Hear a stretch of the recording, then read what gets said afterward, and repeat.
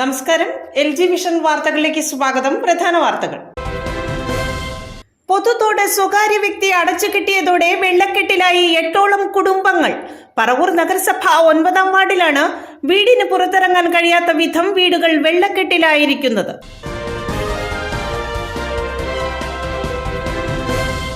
ചെങ്ങമനാട് പഞ്ചായത്തിലെ നെടുവന്നൂരിലും പരിസരങ്ങളിലും വീശിയടിച്ച ശക്തമായ ചുഴലിക്കാറ്റിൽ വൻ നാശനഷ്ടം. നിരവധി വീടുകൾക്ക് കേടുപാടുകൾ സംഭവിച്ചു. ജാതി, തെങ്ങ്, തേക്കടക്കമുള്ള മരങ്ങളും നിലം പൊത്തി.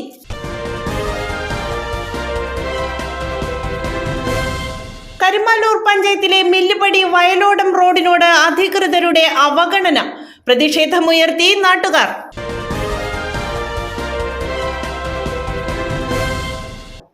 വാർത്തകളുടെ വിശദാംശങ്ങളിലേക്ക്. പൊതുത്തോട് സ്വകാര്യ വ്യക്തി അടച്ചുകെട്ടിയതോടെ വെള്ളക്കെട്ടിലായി 8ഓളം കുടുംബങ്ങൾ. പറവൂർ നഗരസഭ 9-ാം വാർഡിലാണ് വീടിന് പുറത്തിറങ്ങാൻ കഴിയാത്ത വിധം വീടുകൾ വെള്ളക്കെട്ടിലായിരിക്കുന്നത്. പറവൂർ നഗരസഭ 9-ാം വാർഡിൽ വെടിമറ ശ്മശാനത്തിന് സമീപം താമസിക്കുന്ന 8ഓളം കുടുംബങ്ങൾ മഴക്കാലം എത്തിയതോടെ ദുരിതക്കയത്തിലാണ്. മഴവെള്ളം ഒഴുകിപ്പോയിരുന്ന പൊതുതോട് സ്വകാര്യ വ്യക്തി അടച്ചുകെട്ടിയതാണ് ഈ കുടുംബങ്ങൾ വെള്ളക്കെട്ടിലാകാൻ കാരണം. ഹൃദ്രോഗിയായ ഇസ്മായിലും തളർവാദം ബാധിച്ച ഭാര്യയും അടങ്ങുന്ന കുടുംബത്തിന്റെ അവസ്ഥയാണ് കൂടുതൽ ദയനീയം. ചികിത്സയ്ക്കായി പുറത്തേക്ക് പോകുവാനോ പേരക്കുട്ടികൾക്ക് സ്കൂളിൽ പോകാനോ കഴിയാത്ത അവസ്ഥയാണെന്ന് ഇസ്മായിൽ പറഞ്ഞു. വെടിമറയിലെ വിവിധ ഭാഗങ്ങളിൽ നിന്നും എത്തുന്ന വെള്ളമത്രയും പെരിയാറിന്റെ കൈവഴിയായ പറവൂർ തോട്ടിലേക്ക് ഒഴുക്കിവിടുന്ന കാന മാസങ്ങൾക്ക് മുമ്പ് സ്വകാര്യ വ്യക്തി അടച്ചുകെട്ടുകയായിരുന്നു. സ്വകാര്യ വ്യക്തി മതിൽ കെട്ടി അടച്ച കാന പൂർവ്വസ്ഥിതിയിലാക്കണമെന്ന് പരിസരവാസികൾ നഗരസഭാ അധികൃതരോട് ആവശ്യപ്പെട്ടിട്ടും യാതൊരുവിധ നടപടിയും സ്വീകരിക്കുന്നില്ലെന്നും ഇവർ പറയുന്നു. കെട്ടിക്കിടക്കുന്ന വെള്ളത്തിൽ മാലിന്യങ്ങൾ അടിഞ്ഞുകൂടിയതിനാൽ കൊതുക് ശല്യവും പകർച്ചവ്യാധിയും പിടിപെടുന്നതായും നാട്ടുകാർ പറഞ്ഞു. മുൻകാലത്ത് ഉണ്ടായിരുന്നില്ല. ഞാൻ താമസിച്ചപ്പോൾ 3 വർഷമായി. അപ്പോൾ ഒന്നും ഇതൊന്നും ഉണ്ടായില്ല. അവിടെ അടച്ചു മൂട്ടി വെച്ചേക്കണ കാരണം ഈ വെള്ളം ഇപ്പോൾ വീട്ടിൻ്റെ അകത്ത് വെള്ളം കയറിയേക്കണാണ്. ഈ തോട് അങ്ങോട്ട് പോണതാണ്. അത് ഇപ്പോൾ വെടിമറപ്പുഴയിലോട്ട് പോണ തോടാണ്. ഇത് കാലകാലം വരെയുള്ള എൻ്റെ ഓർമ്മക്കുള്ള തോടാണത്. ആ തോട്ടിൽ കൂടെയാണ് ഈ പെയ്ത്ത് വെള്ളം മുഴുവൻ. പൊക്കത്തെ കംപ്ലീറ്റും വെള്ളവും ഇവിടെയാണ് വന്ന് താഴ്ത്തി. ഞങ്ങളാകെ വിഷമത്തിലാണ്. ഈ വെള്ളം നേരെ കക്കു ബാത്റൂമിലേക്കൊക്കെ വന്നിട്ടുണ്ട്. വിളബിള് ഒച്ചയിട്ടുകൊണ്ടിരിക്കുകയാണ്. കുഴൽ വഴിയൊക്കെ അങ്ങാടും കയറിയാണ്. ഞങ്ങൾ എങ്ങാട് പോകാനാണ് ഈ മഴയത്ത്. ഇത്രയും നാൾ ഇവിടെ ഒരു പ്രശ്നം ഉണ്ടായില്ല. ഈ 2024 വന്നപ്പോഴാണ് ഈ പ്രശ്നം. ഇത് അടച്ചുകെട്ടിയതാണോ പ്രശ്നം? അടച്ചുകെട്ടിയതാണ് പ്രശ്നം. ഇവിടെ ഇങ്ങനെ വെള്ളക്കെട്ടൊന്നുമില്ല. ഇച്ചിരി വെള്ളം ഉണ്ടാവും. അല്ലാണ്ട് ഞങ്ങൾക്ക് നടക്കാൻ പറ്റിയ വഴിയായിരുന്നു. ഇതിപ്പോൾ എല്ലാം കൊണ്ടും വെള്ളക്കെട്ടിൻ്റെ പ്രശ്നം അവിടെ അടച്ചുകൊണ്ടാണ്. ഇത് മുനിസിപ്പാലിറ്റിയുടെ കാണാണ്. അവർക്ക് അടക്കേണ്ട കാര്യമില്ല. എന്ത് വ്യക്തി വൈരാഗ്യം ഉണ്ടെങ്കിലും അത് പറഞ്ഞു തീർക്കാവുന്നത് മാത്രമേ ഉള്ളൂ. ഇങ്ങനെ ഒന്നും ചെയ്യണ മനുഷ്യനെ ബുദ്ധിമുട്ടിക്കുന്ന പ്രവർത്തികളൊന്നും ആരും ചെയ്യാൻ പാടില്ല. വെള്ളത്തിനെ പിടിച്ചു നിർത്താനും പറ്റൂല. വെള്ളം ഒഴുകി തന്നെ പോകണം. കുട്ടികളുടെ അസുഖമുണ്ട് ഇപ്പോൾ. ഇവിടെ പിന്നെ കൊതുകിൻ്റെ ശല്യം എന്താണ്? കൊതുക് മീച്ചയാണെങ്കിൽ കടിച്ച് മനുഷ്യനെ പണ്ടാറടക്കും. കൊതുക് അതിലും വലിയ കഷ്ടം. സന്ധ്യാമത്തിന് വാതിലടച്ചൊക്കെ അകത്താണ്. പുറത്തൊന്നും ഇരിക്കാറേ ഇല്ല. ചെങ്ങമനാട് പഞ്ചായത്തിലെ നെടുവന്നൂരിലും പരിസരങ്ങളിലും വീശിയടിച്ച ശക്തമായ ചുഴലിക്കാറ്റിൽ വൻ നാശനഷ്ടം. നിരവധി വീടുകൾക്ക് കേടുപാടുകൾ സംഭവിച്ചു. ജാതി, തെങ്ങ്, തേക്ക് അടക്കമുള്ള മരങ്ങളും നിലം പൊത്തി. ചെങ്ങമനാട് പഞ്ചായത്തിലെ നെടുവന്നൂരിൽ വീശിയടിച്ച ശക്തമായ ചുഴലിക്കാറ്റിൽ 20ഓളം വീടുകൾക്ക് നാശനഷ്ടവും വ്യാപക കൃഷിനാശവും ഉണ്ടായി. മരങ്ങൾ പിഴുതെറിയും വിധം ആഞ്ഞു വീശിയ കാറ്റിൽ ഭീതിയിലായ ജനം വീടുകളിൽ നിന്ന് പുറത്തേക്ക് ഓടുകയായിരുന്നു. ഉച്ചസമയമായതിനാൽ വീടുകളിൽ കുട്ടികളടക്കം ആളുകൾ കുറവായതിനാലാണ് വൻ ദുരന്തം ഒഴിവായത്. ചെങ്ങമനാട് പഞ്ചായത്തിലെ 9-10 വാർഡുകളിൽപ്പെട്ട നെടുവന്നൂർ വെണ്ണിപ്പറമ്പ് ഭാഗത്തെ വീടുകൾക്കാണ് നാശമുണ്ടായത്. ശക്തമായ മഴയോടൊപ്പം പറമ്പുകളിലെ വടവൃക്ഷങ്ങൾ ആടിയുലഞ്ഞ് കറങ്ങി പിഴുതെറിയുകയും പോലെ വീടുകൾക്ക് മുകളിൽ നിലംപൊത്തുകയായിരുന്നു. മഴയോടൊപ്പം വീശിയടിച്ച കാറ്റ് നിമിഷങ്ങൾക്കുള്ളിലാണ് ചുഴലിക്കാറ്റായി മാറിയത്. വീടുകളിലുണ്ടായിരുന്ന വയോധികരും സ്ത്രീകളടക്കമുള്ളവർ പലരും ഭീതിയോടെ പുറത്തേക്ക് ഓടുകയായിരുന്നു. ഓടുമേഞ്ഞ വീട്ടിൽ നിന്നും മുറ്റത്തേക്കിറങ്ങി തന്നെ വീടിന്റെ അകത്തെ ചുവരിലേക്ക് എടുത്തെറിയായിരുന്നുവെന്നാണ് കാറ്റിന്റെ ശക്തി നേരിട്ട് അനുഭവിച്ച കാഞ്ഞൂക്കാരൻ ജോണിയുടെ ഭാര്യ ഷീബ പറഞ്ഞത്. ഒരു 12:45 ആയിട്ടുണ്ടാവും.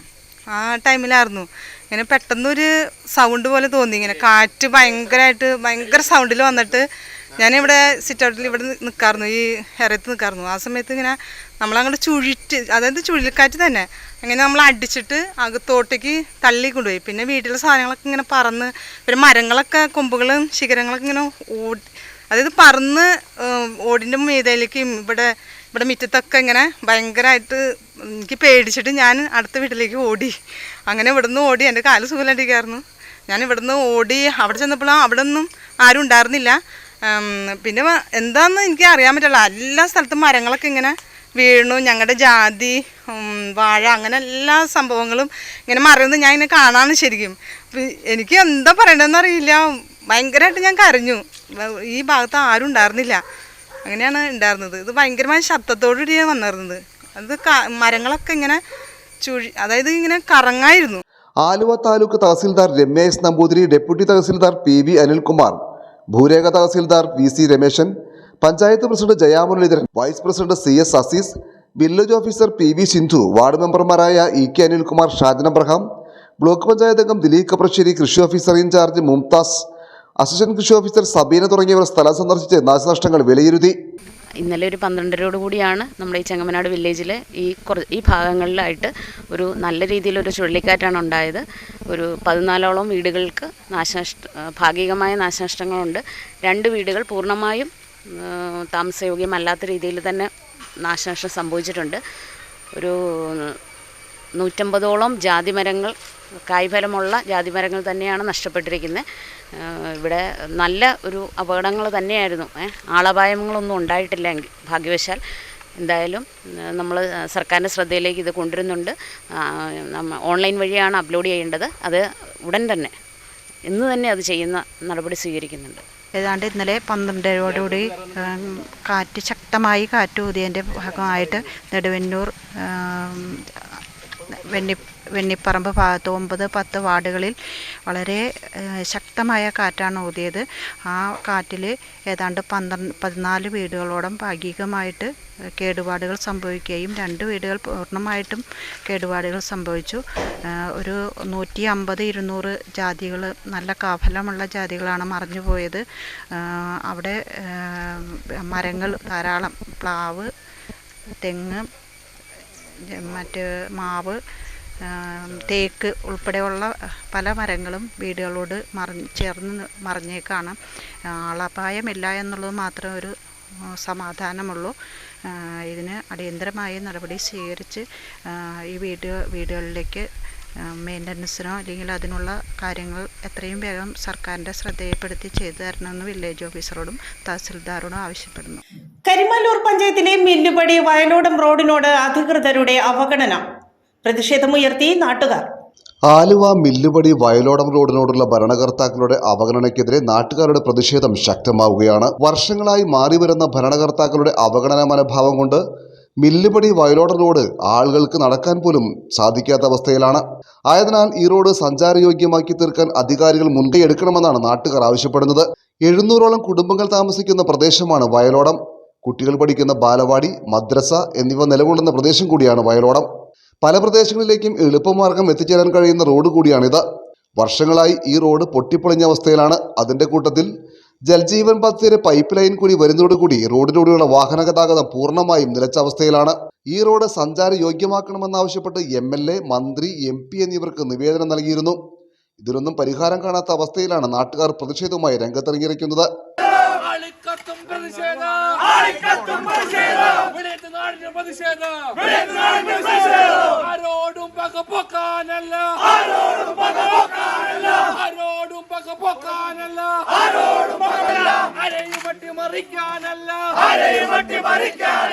ജനിച്ച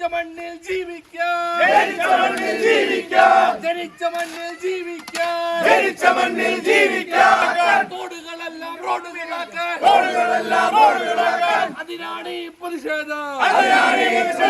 പ്രതിഷേധ സമരം മഞ്ഞടിക്കുമ്പോൾ അയലാർക്കുന്നിലെ മാമുനി പോലെ, അമ്പലത്തറയിലെ ബിംബം പോലെ, ഭംഗിയിരിക്കും MLA,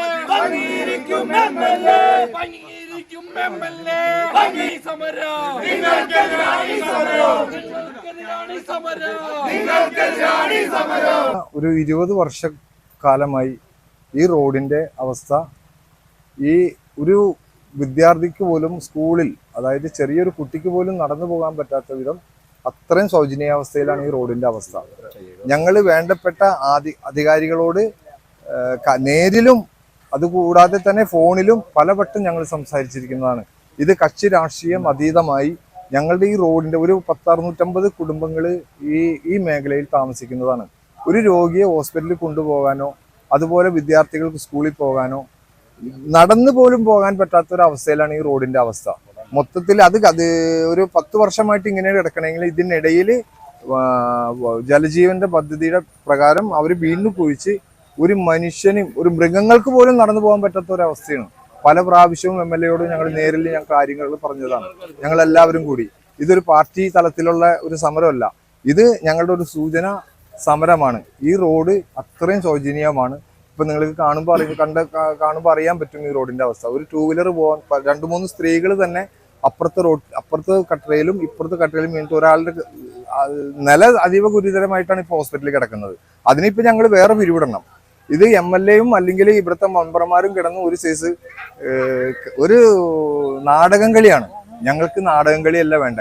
ഈ വോട്ട് ചെയ്ത പ്രജകൾക്ക് ഈ റോഡ് നടന്നു പോകാനും അവരുടെ നിത്യോപയോഗ മേഖലയിൽ അവരുടെ ജോലിക്ക് പോകാനൊക്കെ ഒരു അവസ്ഥയിൽ ഈ റോഡൊന്നും ആക്കി തരണം എന്ന പറവൂർ EMS സാംസ്കാരിക പഠന കേന്ദ്രത്തിന്റെ ആഭിമുഖ്യത്തിൽ വായനാ പക്ഷാചരണം സംഘടിപ്പിച്ചു. ഡോക്ടർ സുനിൽ പി ഇളയിടം ഉദ്ഘാടനം ചെയ്തു. പറവൂർ EMS സാംസ്കാരിക പഠന കേന്ദ്രം KN നായർ സ്മാരക ലൈബ്രറി എന്നിവ സംയുക്തമായാണ് വായന പക്ഷാചരണം സംഘടിപ്പിച്ചത്. വായനയിലെ സർഗാത്മക എന്ന വിഷയത്തിൽ പറവൂർ KR ഗംഗാധരൻ സ്മാരക ഹാളിൽ സംഘടിപ്പിച്ച പരിപാടി ഡോക്ടർ സുനിൽ പി ഇളയിടം ഉദ്ഘാടനം ചെയ്തു. ഒന്ന്, ബഷീർ ഇങ്ങനെ നാട്ടുവിട്ട് അലഞ്ഞു തിരിഞ്ഞ് 6-7 വർഷങ്ങൾക്ക് ശേഷം ഒരു ദിവസം രാത്രി വീട്ടിലേക്ക് മടങ്ങി വരുന്നു. വാതിൽക്ക് മുട്ടുന്നു. ഉമ്മ വാതിൽ തുറക്കുന്നു. വാതിൽ തുറന്നിട്ട് ഉമ്മ ബഷീറിനോട് പറയും, നീയാണോ ചോറ് വിളമ്പി വെച്ചിട്ടുണ്ട്, കഴിച്ചിട്ട് കിടക്ക് എന്ന് പറയും. അപ്പോൾ ബഷീർ വളരെ ആശ്ചര്യത്തോടെ ഉമ്മയോട് ചോദിക്കും, ഞാൻ ഇന്ന് വരുമെന്ന് ഉമ്മയ്ക്ക് എങ്ങനെയാണ് മനസ്സിലായത്? അപ്പോൾ ഉമ്മ പറയും, ഞാനിന്നും വിളമ്പി വയ്ക്കും. 7 കൊല്ലം കിട്ടാം. 7 കൊല്ലത്തെ ഈ കാത്തിരിപ്പ് ഒറ്റ വാക്യത്തിലാണ്, ഞാനിന്നും വിളമ്പി വയ്ക്കും. ഇതാണ് ഒരു സന്ദർഭം. ഇതേ ബഷീർ വീട്ടിൽ കുറച്ചു കാലം താമസിക്കുന്നു. അങ്ങനെ താമസിക്കുന്നതിനിടയിൽ ഒരു ദിവസം ഉമ്മ ബഷീറിനോട് 25 റുപ്യ വേണം മോനെ എന്ന് പറയുന്നു. ബഷീറിൻ്റെ കയ്യിൽ പൈസയൊന്നുമില്ല. എവിടെ നിൽക്കുകയോ തപ്പിപ്പിടിച്ച് 25 റുപ്യ ഉണ്ടാക്കി ഉമ്മയ്ക്ക് കൊടുക്കുമ്പോൾ ഉമ്മ അപ്പുറത്ത് മാറിയിരുന്ന് ആലോചിക്കുന്നത്, ഞാൻ എന്തൊരു മണ്ടിയാണ്, 100 രൂപ ഒതുക്കിയായിരുന്നു. നോക്കൂ, ഇത് രണ്ടും ബഷീറിൻ്റെ ഒരു കഥയിലുണ്ട്. ഇത് തെളിയിക്കുന്ന ഒരു കാര്യം എന്താണെന്നറിയോ? ആദ്യത്തേതിൽ 7 വർഷക്കാലം ഒരിക്കൽ പോലും വന്നിട്ടില്ലാത്ത മകന് വേണ്ടി 7 വർഷവും രാത്രിയിൽ അത്താഴം വിളമ്പി വച്ചിരുന്ന ഉമ്മ തന്നെയാണ് 25 റുപ്യ കിട്ടിയപ്പോൾ 100 റുപ്യ ഒതുക്കിയായിരുന്നല്ലോ എന്ന് ചോദിക്കുന്ന ഉമ്മയും. ഇത് രണ്ടും ഒരാളിൽ സാധ്യമാണ്. വാസ്തവത്തിൽ ആദ്യത്തേത് സ്നേഹത്തിൻ്റെ വലിയ ആവിഷ്കാരമാണ്, മറ്റൊരു തട്ടിപ്പാണ് എന്ന് നിങ്ങൾക്ക് വേണമെങ്കിൽ തോന്നാം. വാസ്തവത്തിൽ തട്ടിപ്പല്ല കേട്ടോ. മകനോട് വളരെ ആഴത്തിൽ സ്നേഹമുള്ളത് കൊണ്ടുകൂടിയാണ് 25 റുപ്യ കിട്ടിയപ്പോൾ 100 റുപ്യ ഒതുക്കിയായിരുന്നല്ലോ എന്ന് ആ ഉമ്മ മനസ്സിലാലോചിക്കുന്നത്. അത് പോക്കറ്റ് അടിക്കലൊന്നുമല്ല, അത് സ്നേഹത്തെ തന്നെ മറ്റൊരു നിലയിൽ പ്രകാശിപ്പിക്കുന്ന ഒരു കാര്യമാണ്. ഞാൻ പറഞ്ഞു തന്നെ എന്താണെന്ന് വെച്ച് കഴിഞ്ഞാൽ, ഇങ്ങനെ ഒരു കാര്യത്തെ നമ്മുടെ സ്നേഹം എന്ന സങ്കല്പത്തിലേക്കോ വാത്സല്യം എന്നതിലേക്കോ കൊണ്ടുവന്ന് വാത്സല്യത്തെക്കുറിച്ചും സ്നേഹത്തെക്കുറിച്ചുമുള്ള നമ്മുടെ പരമ്പരാഗത ധാരണകളെ ഒന്ന് പൊളിച്ച് കളയുക കൂടി ചെയ്യുന്നുണ്ട് ഈ കഥ. അല്ലെങ്കിൽ നിങ്ങൾക്ക് സ്നേഹത്തെ ഒരിക്കലും വാത്സല്യത്തെ ഒരിക്കലും ഈ ഒരു വഞ്ചനയുമായിട്ട് ബന്ധിപ്പിച്ച് മനസ്സിലാക്കാൻ പറ്റില്ല. സാധാരണ നിലയിൽ വാത്സല്യത്തിൻ്റെ വിപരീതമാണല്ലോ വഞ്ചന. വാത്സല്യത്തിൻ്റെ വിപരീതമാണ് ചതി. സ്നേഹത്തിന് മറുപുറത്താണ്. പക്ഷേ ഈ ഉമ്മ നടത്തുന്ന ഈ വഞ്ചനയിൽ, നടത്താമായിരുന്നല്ലോ എന്ന് ആലോചിക്കുന്ന വഞ്ചനയിൽ വാസ്തവത്തിൽ വലിയ സ്നേഹമുണ്ട്. അതായത് ഞാൻ പറഞ്ഞു തന്നെ എന്താണെന്ന് വെച്ച് കഴിഞ്ഞാൽ, ഇങ്ങനെ നമ്മളൊക്കെ സുനിശ്ചിതമായിട്ട് ഫിക്സ് ചെയ്ത് വെച്ച അതിർത്തികളുണ്ട്. ഇങ്ങനെ ഇത് ഇന്നതാണ്, മറ്റതിങ്ങനെയാണ് എന്നിങ്ങനെ പറഞ്ഞ് ഓരോ അനുഭവത്തിനും കൃത്യമായൊരു അതിർത്തി ഉണ്ടാക്കി അതിനകത്താണ് ജീവിക്കുന്നത്. ഒരുപക്ഷെ നമുക്കതിൽ നിന്ന് വ്യത്യസ്തമായ അനുഭവം ഉണ്ടാവും. പക്ഷേ ആ അനുഭവത്തെ മുൻനിർത്തി നമ്മൾ ഈ ആശയത്തെ മനസ്സിലാക്കില്ല. ലൈബ്രറി കൗൺസിൽ സംസ്ഥാന പ്രസിഡന്റ് ഡോക്ടർ KV കുഞ്ഞികൃഷ്ണൻ അധ്യക്ഷത വഹിച്ചു. KS സജീവ് സ്വാഗതം പറഞ്ഞു. KJ Shine teacher, NS Sunilkumar, TV Nidhin തുടങ്ങി നിരവധി പേർ സംസാരിച്ചു.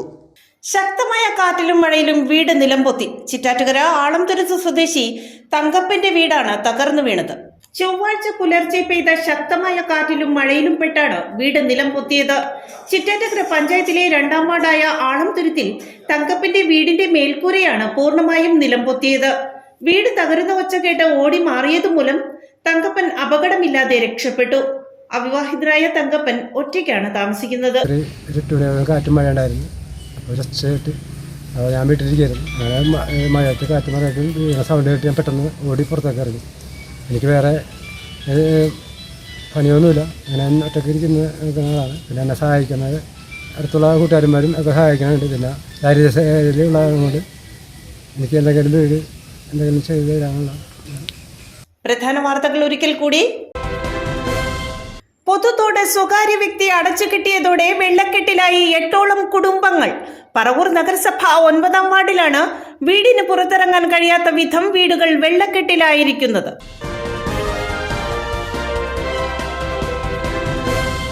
ചെങ്ങമനാട് പഞ്ചായത്തിലെ നെടുവന്നൂരിലും പരിസരങ്ങളിലും വീശിയടിച്ച ശക്തമായ ചുഴലിക്കാറ്റിൽ വൻ നാശനഷ്ടം.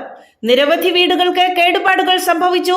ജാതി, തെങ്ങ്, തേക്കടക്കമുള്ള മരങ്ങളും നിലം പൊത്തി.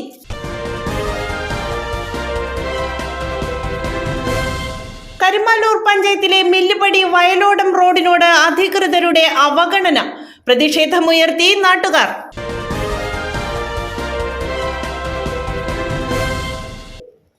ഇതോടെ വാർത്താ ബുള്ളറ്റിൻ സമാപിക്കുന്നു. നാളെ ഇതേ സമയം എൽജി വിഷനിൽ. നമസ്കാരം.